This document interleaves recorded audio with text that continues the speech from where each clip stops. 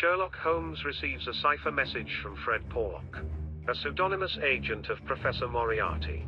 Holmes deciphers the message as a warning of a nefarious plot against one Douglas, a country gentleman residing at Birlstone House. Some minutes later, Inspector MacDonald arrives at 221B Baker Street, with news that Douglas was murdered the night before.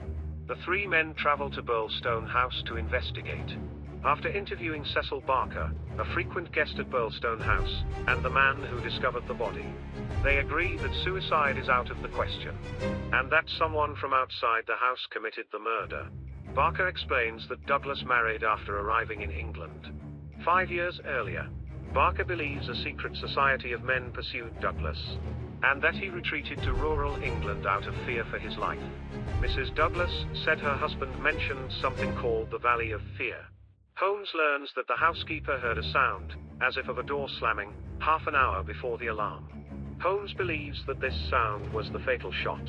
Local detective White Mason and Inspector MacDonald track a bicycle found on the grounds of the house to an American staying at a guest house. The American appears to be the murderer, but there is no sign of him. Holmes asks MacDonald to write to Barker, telling him that the police intend to search the moat the next day. That night, they lie in wait outside Birlstone Manor, and see Barker fish the clothes of the missing American out of the moat. Barker refuses to explain the situation. At that moment, Douglas appears, alive and well. He hands Watson a written account called The Valley of Fear, which explains why he feared for his life. Douglas explains that he had spotted an enemy of his, Ted Baldwin, in the area and expected an attack.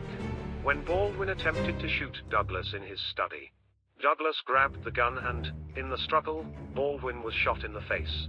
With Barker's help, Douglas dressed the man in his clothes to confuse his enemies. He then hid himself in the old priest hole at Birlstone. The main narrative pauses to explain Douglas' past in America. Douglas' real name was Birdie Edwards, and he had been a Pinkerton detective in Chicago. Working for the Pinkertons, Edwards had traveled to the Mesa Valley to infiltrate a corrupt coal miners' trade union, secretly a cover for a murderous gang.